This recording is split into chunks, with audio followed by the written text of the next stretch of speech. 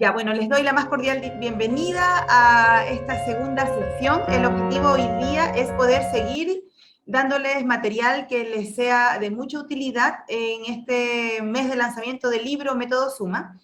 Y el día de hoy vamos a partir hablando del primer pilar que está descrito en el libro, que es el pilar de la alimentación que lo llamo en el libro alimentación nutritiva y consciente. ¿Y por qué le doy este nombre? Porque en realidad existen muchas formas de llamar la alimentación y muchas dietas también. Sin embargo, yo me quise detener en estas dos cualidades de la alimentación porque muchas veces, como les decía, no existe una real conciencia de lo que nosotros necesitamos y tendemos a seguir pautas prediseñadas, dietas descritas por distintos autores y nos olvidamos de lo que nosotros sentimos con la alimentación que estamos sintiendo. Entonces, por eso le quise dar esa cualidad de alimentación consciente y nutritiva, porque la variedad de nutrientes que consumimos a veces no es la suficiente para lo que nuestro cuerpo necesita.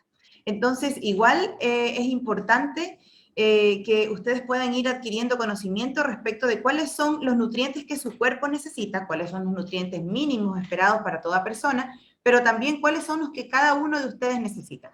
Porque estas necesidades van cambiando a medida que vamos avanzando en edad, dependiendo del lugar físico donde nos encontremos, dependiendo si somos mujeres o hombres, si estamos en etapa de amamantamiento, estamos teniendo niños chicos o estamos ya entrando a la edad de la menopausia, si somos adolescentes. En realidad existe mucha diferencia de las necesidades nutricionales dependiendo dependiendo de todas estas características de la persona. Entonces, quiero mostrarles esta pequeña presentación que les tengo preparada y después vamos a hacer les voy a mostrar un material que les va a permitir como ampliar un poco esta mirada. Bueno, como les mostré en la sesión pasada, este libro se llama Método Suma, los pilares para una vida más saludable, y básicamente este libro es una guía, ¿ya? Es una orientación para que ustedes puedan crear su propio camino.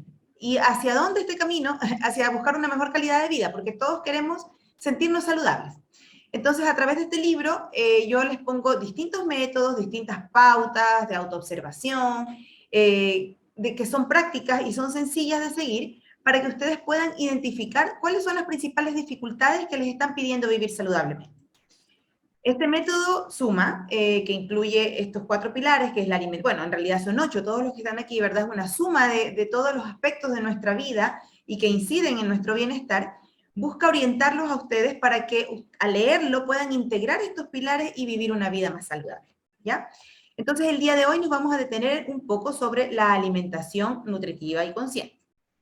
Ya, esta imagen se las había mostrado la vez pasada y básicamente lo que quiero mostrar con esta imagen es justamente que el momento de la alimentación, el momento de comer, muchas veces cuando lo hacemos solo, ¿cierto? Y estamos solamente comiendo nuestro plato de comida, podemos a veces acompañarnos de una música, de una noticia, de una lectura, pero básicamente el momento de la alimentación es un momento de conectarnos con nuestros sentidos y también en muchas ocasiones un momento de socializar con quienes vivimos.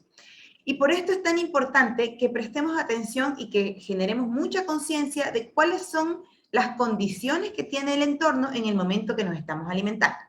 Preocuparnos de que tengamos todas las condiciones necesarias para no tenernos que levantar de la mesa a cada rato, ¿verdad?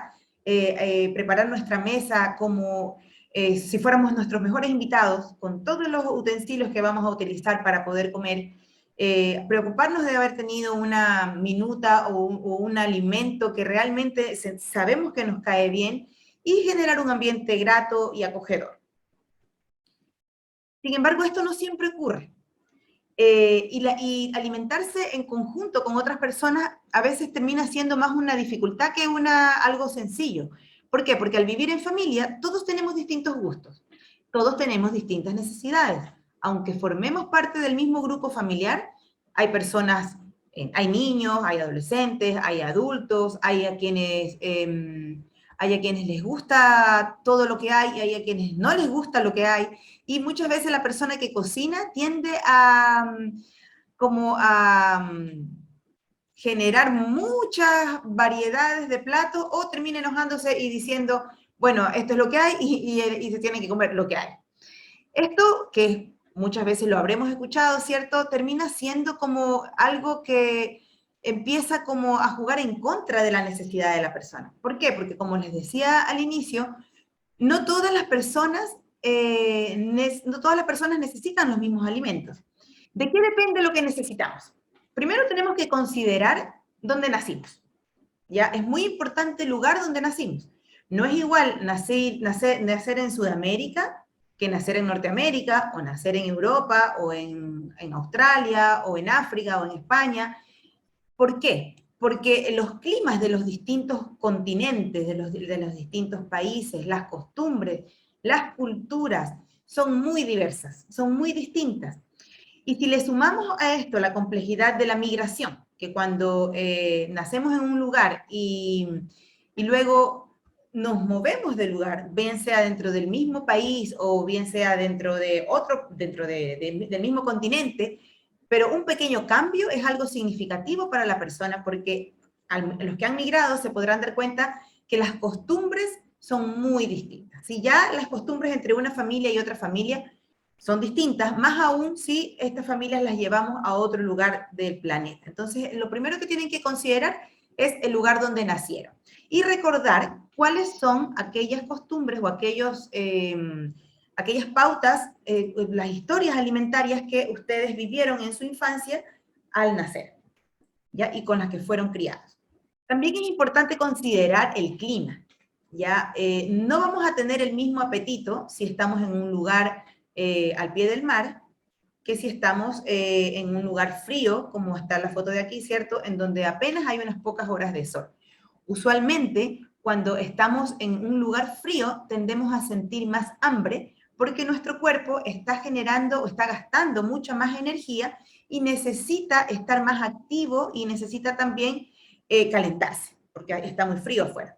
Por el contrario, cuando estamos en un lugar cálido, en un lugar caluroso, tendemos a necesitar alimentos un poco más livianos, necesitamos más frutas, más jugos de frutas quizás, vegetales, ensaladas. ¿Por qué? Porque tenemos mucho calor, entonces nuestro cuerpo está perdiendo líquido, entonces necesita como alimentos frescos para equilibrarse en relación a el entorno. A diferencia de cuando estamos en un lugar frío, en donde necesitamos más alimentos calentitos, un cafecito, una leche con chocolate, que es distinto a estar en esto. No me imagino estar tomando un café caliente, muy caliente, en un lugar como el que está acá, donde hay mucho sol.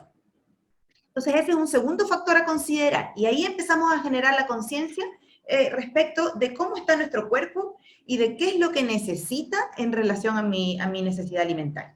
Un tercer componente tiene que ver con cómo fue nuestro embarazo. ¿Ya? Y aquí ustedes me pueden decir, ay, esto es como demasiado lejano, o a lo mejor no tiene nada que ver. Pero resulta que yo les voy a contar que hay estudios que demuestran que cómo era el ambiente del feto en el momento en que su madre estaba embarazada, influye mucho en el desarrollo emocional, en el desarrollo cerebral, en el desarrollo de su sistema nervioso y por tanto incide en la forma en que va a ver el mundo y en lo que va a elegir para nutrirse. Aquí ustedes ven una figurita, ¿verdad?, de un embarazo feliz y un embarazo triste. ¿Y por qué hago esta diferencia? Porque muchas veces no tenemos la historia. Estamos hablando de nuestro propio, no de nosotros teniendo una guagua, sino de nosotros dentro de esta guatita. Muchas veces no tenemos esta historia. Muchas veces no sabemos cómo fue el embarazo de nuestra mamá, no sabemos si nuestra mamá estuvo con un ánimo equilibrado, si realmente deseaba el embarazo, si realmente tenía las condiciones para tenernos, o si más bien estaba preocupada, estaba triste, si tenía pareja, si era madre soltera, si había tenido una pérdida antes, es decir, muchos componentes dentro de la vida de la persona que nos tuvo en su guatita durante 9 meses que van a incidir en nuestro desarrollo, en nuestro crecimiento y en nuestra manera de ver el mundo. Probablemente, si no tenemos acceso a esta información, sí, a través de la historia y a través de recordar nuestros primeros años de vida, podemos ir armando un pequeño rompecabezas e ir identificando cuáles eran aquellos aspectos que a nosotros nos llamaban la atención de nuestra mamá en los primeros años de vida. Si nuestra mamá era más alegre o nuestra mamá estaba más triste. Si nuestra mamá estaba preocupada de lo que yo comía o más bien esta responsabilidad se delegaba en otro cuidador y en realidad se perdía un poco de la información respecto de qué estaba consumiendo yo dentro de mis primeros años de vida. Luego de esto, y esto no termina aquí esta historia, porque luego del embarazo viene el parto, ¿cierto? Y hay partos y partos. Tenemos partos por vía natural, también están los partos por cesárea, y resulta que hay una gran diferencia, porque el ser humano está hecho para nacer por la vía natural, ¿verdad? Por la vagina, y que esto sea de manera armónica, que esto sea de una forma en donde la guagua no sufra en el momento de que está pasando por el canal del parto. Sin embargo, a veces hay complicaciones y a veces la mamá tiene que ser sometida a cesárea o le tiene que inducir el parto o la guagua nace con forceps. Es decir, empieza ya el primer trauma de nacimiento que tiene que ver con la forma en que nacimos. Y probablemente de esta historia ya vamos a tener más información. ¿Y por qué es tan importante? Porque el primer contacto del bebé con su madre en el pecho, por eso les quise poner esta foto, genera el vínculo que va a tener con su madre y genera también la percepción de seguridad con el mundo en donde va a vivir. El bebé ha estado durante 9 meses dentro de un vientre materno en donde ha tenido un entorno muy protegido, ha tenido el alimento que necesita, se ha estado alimentando a través de la placenta, ha sentido, ha vivido como en un vaivén, porque la guatita es como estar nadando adentro, porque está llena de agua, el útero, entonces salir al entorno, la guagua siente frío, siente enojo, se siente desprotegido, entonces volver a este pecho materno y volver a sentir este latido cardíaco que estuvo escuchando durante esos 9 meses va a ser muy aliviador. Y esto es lo que se llama el contacto piel a piel, ¿ya? Y es lo que se pierden muchas veces las guaguas que nacen por cesárea, porque en realidad, claro, yo tuve mis bebés por cesárea, los 3, y mi mayor desesperación era poderlos ver. Entonces, claro, a mí me los ponían aquí y yo sentía, lo besaba, lo tocaba, lo olía, pero se lo llevaba. Entonces, esto, el bebé no entiende qué está pasando, y la mamá siente mucha angustia porque las horas de espera en el postoperatorio se hacen eternas.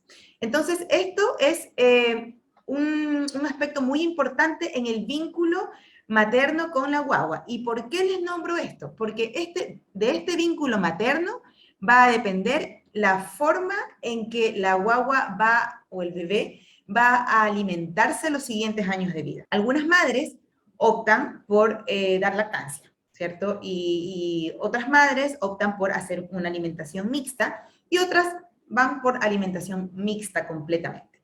Existen países en donde se promueve tanto la lactancia materna que cuando por algún motivo de salud la madre no logra dar pecho a su hijo, existen bancos de nodrizas en donde están las mujeres, mujeres que no son, digamos, mamás de este bebé que acaba de nacer, y le sacan la leche, tal como si fueran vacas lecheras. Las ponen con una música ambiental, las conectan a un extractor de leche y empiezan a extraerles leche. ¿Por qué? Porque valoran la importancia de los nutrientes que tiene la leche materna, porque el sistema digestivo de nosotros cuando nacemos no está listo para digerir la leche de vaca. ¿Ya? Y si bien actualmente existen las leches maternizadas, que son leches que simulan la leche materna, sigue siendo un componente que es ajeno al cuerpo humano de esta madre, de este bebé.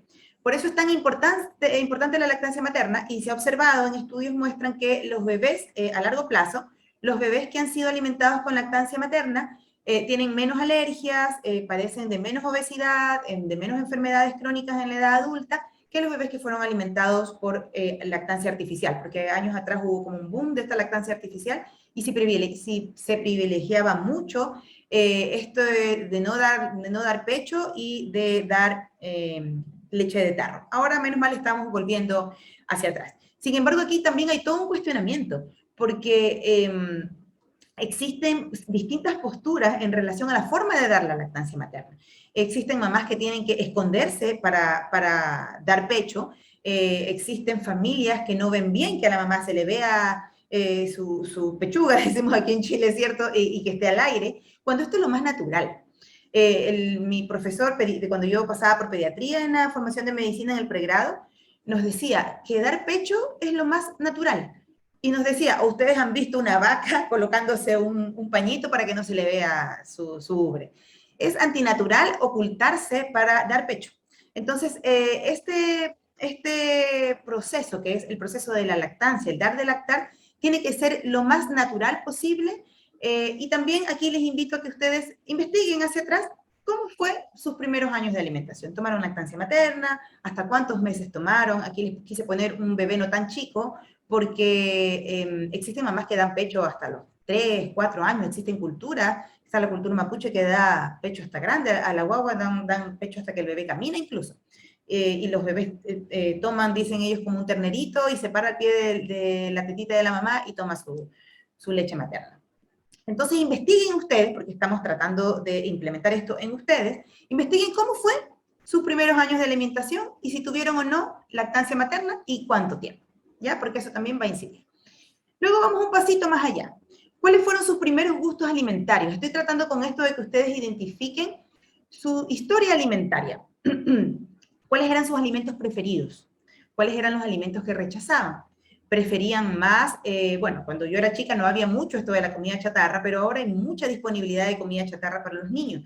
Existen mamás que el niño empieza a comer y le dan galletas, o le dan papitas fritas, o le dan estos doritos, y son alimentos que no son alimentos en realidad, porque no tienen nutrientes, son sustancias, productos, ¿verdad?, industriales, que lo que hacen es tener alto contenido de azúcar, alto contenido de sal, y generan adicción, generan dependencia, porque la sal y el azúcar, al igual que el alcohol y el tabaco, a nivel cerebral, como generan una sensación de bienestar y de placer, queremos más, ¿ya? Así funciona el cerebro.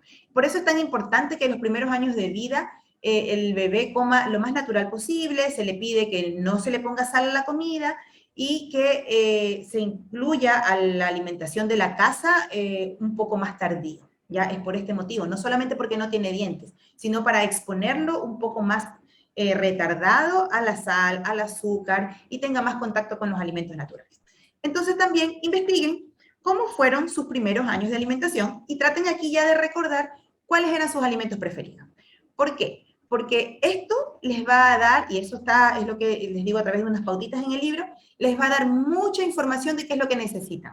Porque cuando éramos pequeños, antes de los 6 años de edad, era muy natural que nos gusten algunos alimentos y que rechacemos algunos otros alimentos. Y esto se daba porque nuestro cuerpo rechazaba estos alimentos porque probablemente no iba a digerirlos de la manera correcta. Con el paso del tiempo y con la crianza, nos fueron incluyendo más alimentos, ¿verdad? Hasta que terminamos comiendo de todo y perdemos esta noción de qué es lo que necesitamos y lo que no necesitamos. Ahora con el boom de la intolerancia a la lactosa, la intolerancia al gluten y todas las intolerancias, en realidad lo que nos viene a mostrar esto es que tenemos la necesidad de prestar más atención a lo que comemos desde la infancia. Entonces aquí les invito ya no tanto indagar en su historia, sino un poco indagar en su memoria y recordar cuáles eran los alimentos que ustedes, con los cuales se sentían más a gusto. Y no solamente antes de los 6 años, sino también en la adolescencia, que es cuando estamos más sanitos emocionalmente y tenemos un buen vínculo con la comida, si es que no hemos tenido algún trauma o alguna cosa que nos haya generado alguna disrupción en nuestra salud. Un siguiente paso. Existe muchas veces esta imagen. Niños que no se quieren comer las verduras, niños que lloran porque no les gusta y mamás que se angustian mucho porque con esta sobrecarga de información en donde sabemos que algunos alimentos son necesarios y aportan ciertos nutrientes que ayudan al cerebro, que ayudan al crecimiento, que el zinc y todas esas cosas que estamos aprendiendo, nos generan tanta ansiedad que a la larga tendemos a obligar al niño a que se coma todo. Y esperamos que un niño pequeño coma el brócoli, la zanahoria, la lechuga, el apio, el zapallo, el pollo, la carne y todo lo que consideramos que necesita. Sin embargo, en la práctica los que somos mamás sabemos que esto no es así. Sabemos que los niños comen poquito y sabemos que los niños no comen todo. Entonces, la mejor forma, si es que están criando, si es que tenemos aquí mamás, ¿cierto? O papás jóvenes que están criando a sus niños en los primeros años de vida, mi consejo, que es lo que me ha dado resultado y que también existe literatura que lo avala, es no llenar el plato del niño, colocarle un plato grande, pero colocarle un poquito de cada cosa y que el niño pueda o la niña pueda elegir, que pueda meter la mano y que pueda probar. Que pueda probar. Y póngaselos por separado, porque para un niño pequeño va a ser más fácil identificar y como crear vínculo con algún alimento si lo prueba por separado que si lo prueba en conjunto. Porque si le hacemos una sopa de verduras con todo y no se lo quiere comer, probablemente no va a saber si tuvo brócoli, si tuvo coliflor, si tuvo zanahoria. O sea, es pan para hoy, sí, va a comer ahora, pero cuando sea grande, ese niño no va a saber qué elegir, porque no va a distinguir el sabor de los alimentos. Entonces, es recomendación para los que están criando que le den a probar en la hora de almuerzo distintos vegetales por separado y que el niño al solito, ustedes se van a dar cuenta que al ver los colores, va a tratar de tomar lo que desea, sin que ustedes tengan que darle con la cuchara. Esto es como una recomendación para los que están en etapa de crianza. El momento de comer no es momento de pelear. No es momento de discutir, no es momento de conversar sobre las preocupaciones, no es momento de recordar lo que tenemos pendiente, es momento de compartir.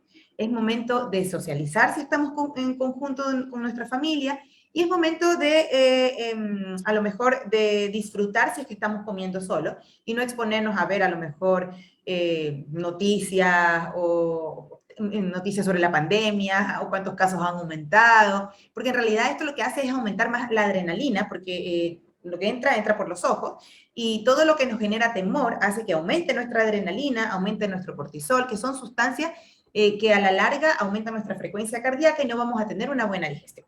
Y la ansiedad nos va a hacer comer más. Por tanto, la recomendación es que el ambiente sea agradable. Otro factor para que ustedes vayan teniendo conciencia en la alimentación y vayan dándose cuenta cuánta hambre tienen es cuántas horas duermen. Está demostrado que las personas que duermen arriba de 7 horas, entre 7 a 8 horas, hay personas que necesitan menos, personas que con 6 horas están bien y se sienten descansadas, pero digamos entre 6, 7 a 8 horas, lo ideal sería entre 7 y 8, son personas que al día siguiente están no solamente más despiertas, más conscientes, más concentradas, sino que también son personas que tienen menos ansiedad, se sienten menos ansiosas y por tanto las elecciones de los alimentos son más en conciencia y menos desde la guata, menos desde el quiero comer algo y algo dulce o algo porque tengo mucha hambre, porque se sienten en paz. Entonces es muy importante el descanso y además porque en el momento que estamos durmiendo se producen a nivel, háganse la idea de que nuestro cuerpo es como una máquina, ¿ya? Una maquinita y que durante la noche, como les parece que se los mencioné la vez pasada, durante la noche esta máquina está haciendo todo su trabajo para quemar todo lo que no va a necesitar y eliminar a través de las heces fecales y de la orina aquello que no va a necesitar. Entonces, es importante dormir bien y permitir que el cuerpo pueda hacer esta eliminación de productos de desecho y que al día siguiente podamos levantarnos y podamos orinar, hacer caquita, lavarnos los dientes antes de ingerir la primera comida. Porque a través de las heces fecales, de la orina y de la lengua, de hecho, si usted, se los mencioné la vez pasada, se los quiero repetir ahora porque es muy importante, si ustedes hagan el ejercicio, levántense y vean en el espejo su lengua, van a observar que la lengua tiene una capa blanca.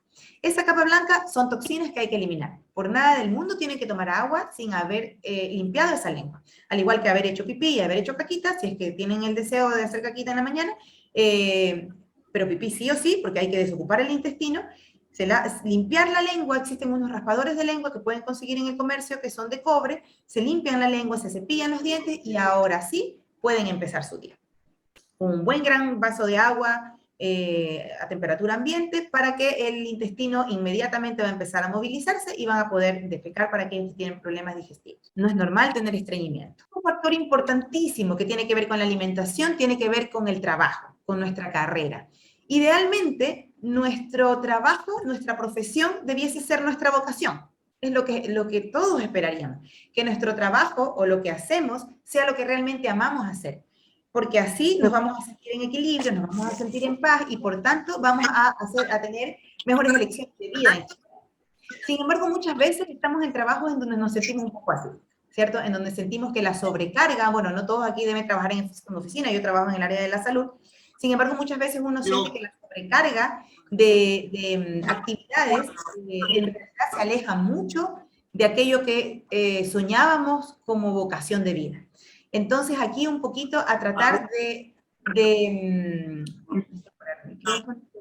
micrófono, ya. Un poquito tratar de, si es que no tenemos un trabajo que nos satisfaga plenamente, tratar de buscar pequeños momentos en ese trabajo y tratar de sentir que logramos pequeñas metas en esos aspectos y que nos sentimos productivos y eficaces porque necesitamos amar lo que hacemos. Y si no amamos lo que hacemos, entonces nos vamos a sentir como desmotivados, desanimados, se altera nuestra autoestima y se altera nuestra salud emocional, y con una alteración de la salud emocional, obviamente vamos a tener malas elecciones en todos los aspectos de nuestra vida y más aún en las elecciones de alimentación. Y bueno, esta foto solamente quiero para que ustedes hagan conciencia de cómo está formado el cuerpo. Tenemos 2 ojos, 2 oídos, 32 dientes, una lengua, 2 labios, bueno, 2 oídos externos, dice, y 2 oídos internos, que es la parte de adentro del oído. Tenemos una tráquea, una nariz, una laringe, un corazón, 2 pulmones, la funda, que es la piel, que es una funda larga que ocupa todo el cuerpo, un tubo digestivo que es larguísimo, ¿cierto? Está formado por estómago, intestino delgado, intestino grueso, el ano. Tenemos 640 músculos, 208 huesos, 10 uñas. Bueno, pues resulta que el alimento se convierte, en los nutrientes que tienen los alimentos se convierte en energía, y estos nutrientes y esta energía es utilizado por cada una de las partes de nuestro cuerpo. A esta figura le faltó poner el cerebro, ¿ya? Porque también tenemos un cerebro que es muy complejo de funcionar. Entonces muchas veces nos hemos acostumbrado a satanizar ciertos alimentos y decimos, no, es que yo no como grasa. Yo le decía la vez pasada, yo tengo pacientes que me dicen, no, yo no como nada de grasa, nada, nada, nada. Le duelen las rodillas, se le olvidan las cosas, cuando se sientan no se pueden parar porque le duele todo, porque satanizaron las grasas. O satanizar, quiero decir, lo hicieron como muy malo. Y resulta que las grasas no son malas, las grasas son necesarias. Lo que hace daño son las grasas que las convertimos en grasas dañinas, como cuando hacemos, por ejemplo, papa frita, utilizamos una gran cantidad de aceite, ese aceite lo volvemos a utilizar. Esto no es bueno.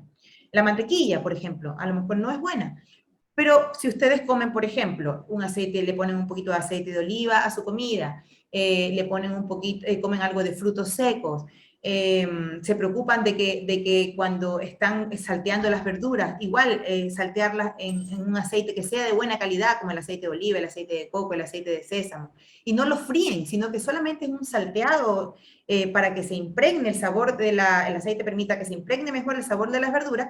Ustedes van a estar nutriendo su cerebro, van a estar ayudando a la función de su hígado, van a estar ayudando a la función de su sistema muscular. Por ponerles un ejemplo, les puse el ejemplo de la grasa, pero existen muchos más ejemplos más, porque hay personas que, por ejemplo, dicen, bueno, si quieren como eliminar algo o quieren como preocuparse realmente de algo que se puede convertir en productos tóxicos, tenemos a los carbohidratos. Pero no todos los carbohidratos, sino los que son las masas blancas. Por ejemplo, si tienen que elegir, es preferible que elijan aquellos carbohidratos que son integrales. Si van a comer pan, que sea, si pudiesen cambiarse del pan de trigo al pan de avena, al pan de centeno, a otro tipo de harina, al pan de arroz, sería mucho más beneficioso para su cuerpo que si comieran, por ejemplo, pan blanco común y corriente. Si van a comer fideos, si en vez de comer fideos blancos lo cambian por fideos integrales, fideos de arroz, fideos de sémola, que existe mucha variedad actualmente, va a ser más beneficioso para su cuerpo. Si van a comer, no sé, pues le van a poner azúcar al café, o necesitan algo dulce y quieren comerse, no sé, pues un chocolate o un caramelo, porque necesitan, las personas que se dicen que se les baja el azúcar dicen que necesitan esto dulce, pues elijan intencionadamente a lo mejor un puñadito de pasas, que también son dulces y son más saludables. Entonces, con esto les quiero decir que cuando estamos nutriéndonos, no nos estamos fijando solamente en el peso, no nos estamos fijando solamente en engordar o no engordar, sino que la función de la nutrición es realmente alimentar y darle funcionamiento a cada una de las partes de nuestro cuerpo. Si queremos como tener elecciones más saludables y elegirlas más conscientemente, aquí tenemos una variedad de alimentos que son más nutritivos, que se metabolizan más fácil, su glucosa se va a metabolizar más fácil y que se relacionan con una mejor digestión. Sin embargo, aquí también yo conozco personas que exageran y que, por ejemplo, van a comer frutas y quieren comerse todas las frutas en el mismo momento porque has escuchado que son saludables y que comer fruta es bueno. Entonces comen la sandía, la pera, el plátano, el melón y la piña. Y se hacen como un popurrí de frutas y además se comen un pancito y además se toman un cafecito, toman leche. Entonces hacen una mezcla que el cuerpo no va a ser capaz de digerir y además que a estas personas les medimos los triglicéridos, lo más probable es que los tengan altísimos.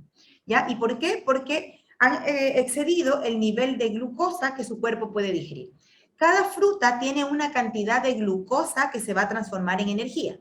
Por ejemplo, una fruta tiene, por ejemplo, vamos a decir, parece que son 30.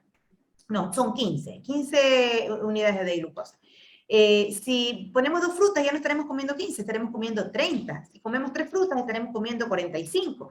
Y así vamos sumando. Entonces, le damos a nuestro cuerpo tal cantidad de glucosa que lo que hace el cuerpo es producir más insulina, porque como que se descoloca y dice, uy, aquí me dieron mucho azúcar y yo no tengo cómo sacar esto en energía para que esta persona no se me quede dormida, porque el exceso de azúcar da sueño.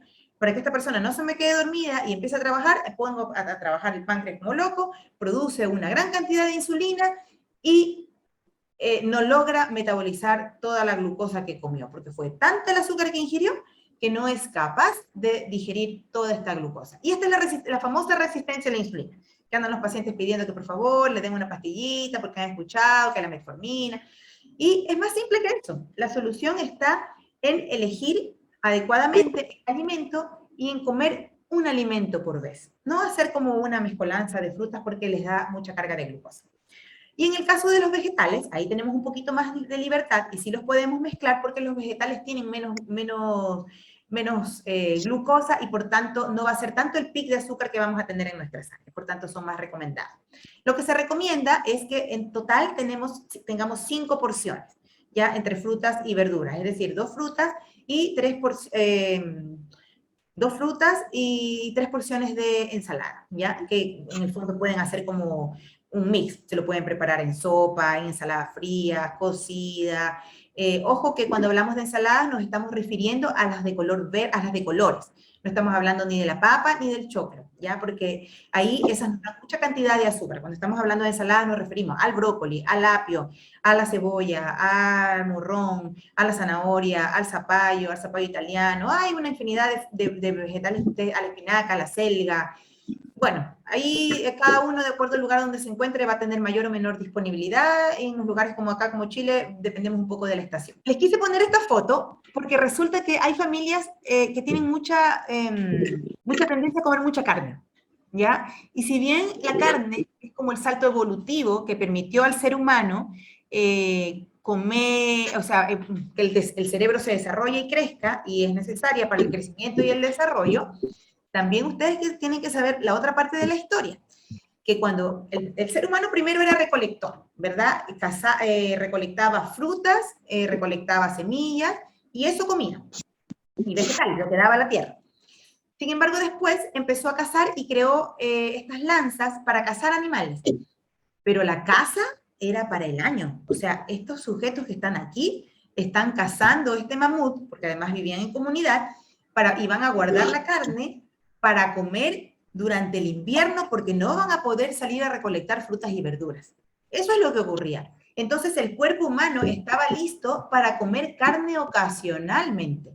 Cuando tendemos a comer carne diariamente y poner la carne como una necesidad como básica, como la base de la nutrición, lo que generamos es, bueno, si son niños, son niños que van a crecer, ¿verdad?, con esta costumbre, y cuando sean adultos van a tener más alteraciones de su colesterol, básicamente el colesterol, que está directamente relacionado con las enfermedades cardiovasculares, como la hipertensión, y después, bueno, la mezcla después deteriora, ¿verdad?, otros funcionamientos orgánicos y se desarrolla diabetes, infartos, accidentes vasculares, etc.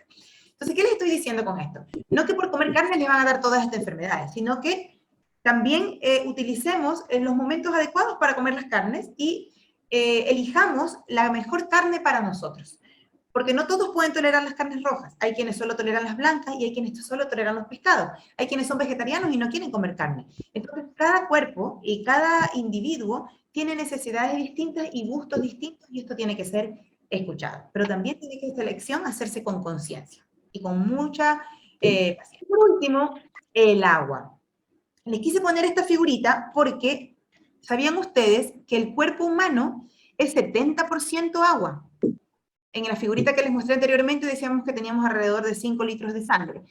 En el cuerpo humano circulan todos los días alrededor de 70% de agua. Si es hombre, 65%, ¿verdad? Y si es mujer, 60%. ¿Y para qué sirve esta agua? El cerebro utiliza el 83% del agua. Los riñones utilizan el 83% del agua. Los pulmones utilizan el 85% del agua. Los ojos, el 95% del agua. Los músculos, el 75% del agua. Y la sangre, el 94% del agua. Y el corazón, el 75% del agua. Por tanto, aquellas personas que sufren de mucho dolor de cabeza, pregúntense si están tomando la cantidad de agua que necesitan en el día, ¿ya? Y cuando digo agua, como esta que está aquí, ¿ya? Sacamos de las sopas, los tés, las agüitas de hierbas, que también sirven, pero no hidratan lo suficiente como un vaso de agua. Así que presten atención a la sed, ¿ya? Y tampoco se pongan a tomar agua como, no sé, pues dicen que hay que tomar 2 litros de agua y hoy día me voy a tomar 2 litros de agua. No, recuerden, a lo mejor tengan a disposición el agua y sientan si tienen sed. Y tomen agua cada vez que tengan sed, ¿ya? Porque las personas que toman agua sin sentir sed, a la larga lo que hacen es disminuir el fuego digestivo y cuando van a comer, yo también daba esa recomendación hace años atrás y ahora me arrepiento en realidad porque lo vi en mí misma, que no es muy bueno, esto de que dicen que antes de comer, tómate 2 vasos de agua para que no comas tanto. Observen qué es lo que sucede ahí. A mí lo que me causa en mi cuerpo es que pareciera que el estómago cuando va a comer se prepara y empieza a secretar más ácido. Si yo le pongo 2 vasos de agua y más encima es agua fría, enfrío el fuego digestivo y por tanto lo que coma no lo voy a digerir bien. Me hincho, me voy a hinchar. Por tanto, si van a comer agua, que sea alejado del alimento, si quieren comer menos, tomen agua dentro del día y probablemente van a sentir menos hambre al momento de comer. Si ustedes quieren tener una alimentación equilibrada, con todo lo que hemos visto, existe algo que se llama nutrición integrativa, existe un instituto que se llama Instituto de Nutrición Integrativa en Estados Unidos, que propone, su creador se llama Joshua Rosenthal, él tiene, él creó este plato, que es el plato de la nutrición integrativa, ¿ya? Y lo que él propone es 2 tipos de alimentos. Él habla del alimento primario y del alimento secundario. El alimento primario, adivinen qué es. Todo lo que vimos al inicio. Las relaciones, la actividad física, la carrera o el trabajo y el desarrollo de la espiritualidad. Y él en su instituto, pueden entrar a su página, ¿cierto? Tiene harta evidencia que muestra que este alimento primario incide directamente en la calidad de vida de las personas, en elecciones de vida que hace y también en las elecciones de alimentos que toma. ¿Por qué? Porque las personas que no tienen una buena, se relacionan de manera tóxica con su entorno, tienen relaciones que no los nutren, que no realizan actividad física, que no se sienten contentos con su trabajo y que no creen en nada, que no tienen algo de dónde agarrarse, de dónde sustentarse, son personas más tristes, son personas muy ansiosas y son personas que a la larga desarrollan más enfermedades crónicas. Eso está demostrado. Entonces él propone esto del alimento primario a la base del plato. Si ustedes ven, esto es un plato, pero el alimento primario es lo que está afuera. Y el alimento secundario es lo que hemos venido conversando respecto de los alimentos en sí, en donde los vegetales tienen que ocupar la mayor cantidad del plato, ¿cierto? Las frutas también tienen que estar, pero en una menor proporción. Los cereales, esto habla de cereales whole grains, habla de cereales integrales. Hablamos aquí de todos los cereales integrales y también de los granos, de los porotos, de las legumbres, de los frijoles, de la avena, ¿ya? Y las proteínas, ya las proteínas que son las carnes, que también están en los frutos secos. pero también recomienda dentro de estos alimentos que tener estas grasas de buena calidad, que los mencioné ya, ¿verdad? En donde están los aceites de buena calidad, están los frutos secos, está el aguacate o la palta y el agua, ¿ya? Esto es lo que propone, ellos no proponen dentro de su pirámide los lácteos, ¿ya? ¿Y por qué no proponen los lácteos? Porque actualmente existen muchísimas personas, y aquí si hay personas adultas, se habrán dado cuenta que muchas veces a medida que van avanzando en edad, cada vez toleran menos la leche. ¿Y por qué? Porque el intestino va perdiendo enzimas que van a ser capaces de degradar la lactosa y a la larga se hinchan. Entonces, si estamos hablando de niños, sí, pues este es un plato para un adulto y se recomienda que tengan más ingesta de agua. Ellos reemplazaron la leche por el agua. Eso es lo que les tenía que contar hoy día. Quiero dejar un espacio para preguntas para que veamos un videito que les tengo preparado. ¿Alguien quiere preguntar algo?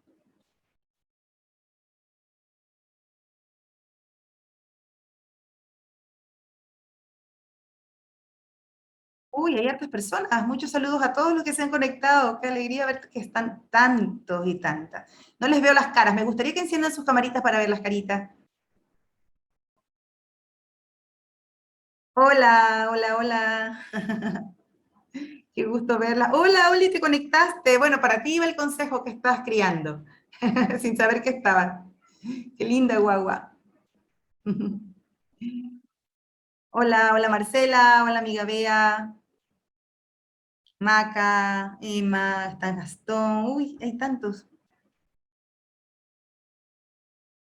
Hola, hola Hernán, ¿cómo estás? Ya. Como no hay preguntas, don Santiago, qué gusto que se haya conectado. Qué gusto que se pudo conectar. Bueno, nos vamos a seguir viendo. Ya. Voy a mostrarles este video y quiero que ustedes presten atención a las imágenes que se van a ir desplegando.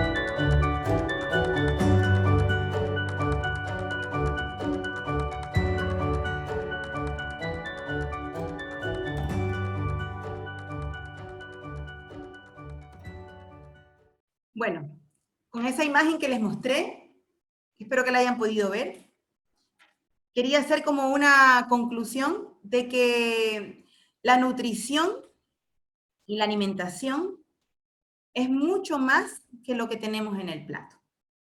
No es solamente comer frutas y verduras, no es solamente tomar agua, involucra muchas más cosas, como las que hemos visto hoy día. Entonces quiero dejarles este mensaje y me gustaría que cada uno de ustedes pueda ir abriendo su micrófono y me diga una palabra de lo que hayan aprendido hoy. En una palabrita. ¿Puede hablar alguien que me quiera decir? Ugolina. Ahora sí, es que antes no lo podía activar. Es que lo tenía desactivado. Lo de la alimentación, especialmente lo de eso de las frutas, que la fruta, no era bueno comer demasiadas frutas dulces porque te hacían funcionar demasiado la glucosa y la insulina y esa cosa. Eso lo encontré buenísimo. No lo sabía, es interesante. Qué bueno que te vayas con ese concepto porque hay mucho desconocimiento en ese aspecto. Entonces, como que tenemos una pequeña epidemia de resistencia a la insulina. Elaine, ¿con qué te quedas? ¿Qué aprendiste? Ya, yo que entré más tarde, pero me quedo con lo que hemos hablado un millón de veces, de que la salud es multifactorial, que no es solo como como, sino que como vivo, lo que expreso, cómo me siento. Me hizo mucho ruido eso de que si uno no está cómodo en un lugar de trabajo, tiene que ver la forma de estar cómodo en otros aspectos también. O sea, obviamente el trabajo es un medio, no un fin. Entonces, eso. Eso Qué me quedó. bueno. Un besito. Que esté muy bien. Gracias. ¿Quién más? Ana María, Dale. hola, soy María. Me encantó, ¿no? Me encantó todo lo que nos comentaste y me llama la atención lo que comentas respecto a los lácteos, que entre más adultos, o sea, menos, menos tolerantes por falta de enzimas. Últimamente he estado checando y viendo que los fermentos, se están poniendo mucho de moda los fermentos. Entonces, lo que te iba a comentar, se supone que los fermentos son para ayudar a regenerar la flora intestinal. ¿Los recomiendas? Y dependiendo de cada persona, lo que pasa es que, claro, cuando hacemos un cambio de alimentación, cambia lo que se llama la microbiota intestinal, que son las bacterias buenas que llamamos, que están en el intestino. Y esas bacterias buenas son las que permiten tener una buena digestión. Ahora, dependiendo de qué fermentos son, pueden servir, pero cada persona tiene que ir observando cómo le hacen, porque hay personas que tienen, por ejemplo, problemas gástricos que los fermentos le van a hacer pésimos, porque van a tener reflujo.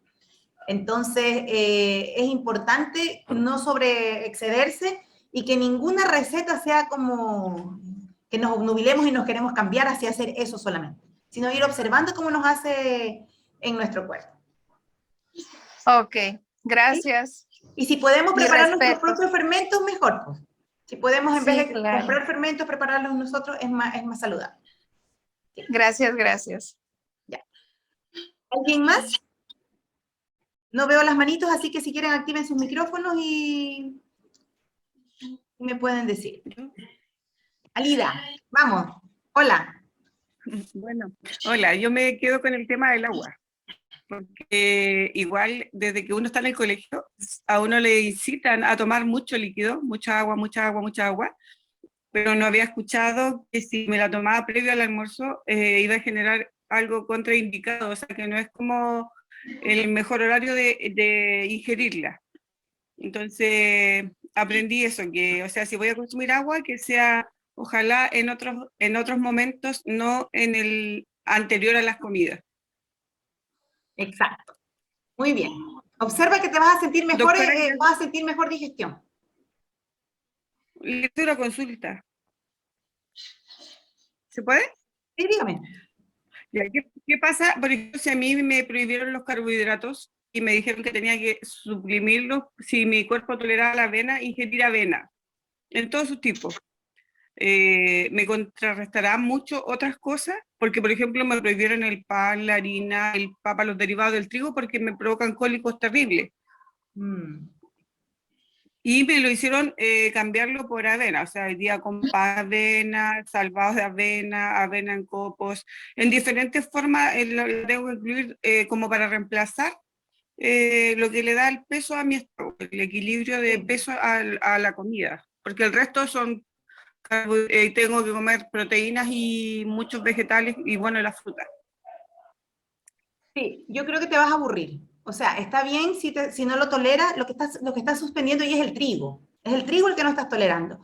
Pero puedes consumir avena, a lo mejor puedes ingerir quinoa, harina de arroz también puedes consumir, centeno. Existen muchas más harinas para que no te aburras, porque si te vas a quedar con la pura avena, sí, tiene muchos nutrientes, pero necesitas, mientras más nutrientes consumamos, más variedad. De hecho, se dice que para prevenir enfermedades crónicas tenemos que consumir alrededor de 100 tipos de alimentos distintos.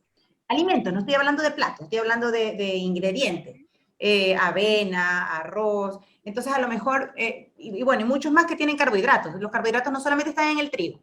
Entonces ahí pudieses probar el arroz, a lo mejor integral, pudieses probar el centeno, a ver cómo te va, puedes probar... bueno, tenemos el cuscús, la quinoa, que tienen carbohidratos y también tienen proteínas al mismo tiempo. Entonces empieza... Harina de maíz he probado.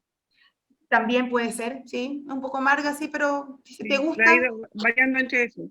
ir variando, Sí, sí, sí. Después, si quieres, ya, me puedes pero no es mandar un algo que... mensajito, me puedes mandar un mensajito después y como que lo vemos en más detalle, pues y te puedo ayudar ahí, ¿ya? Ok, muchas gracias. Ya, Nena y después don Santiago. Están la manito levantada. Hola, Hola, ¿sí me escuchas? sí. Ya. Hay una parte que no entendí muy bien, el tema de la leche, y a esta altura del partido, a estos años, yo tuve que cambiar a leche deslactosada, porque veía que la leche entera y la semidescremada me estaba haciendo daño. Entonces con el chino dijimos, no, cambiemos a la deslactosada y me está yendo súper bien.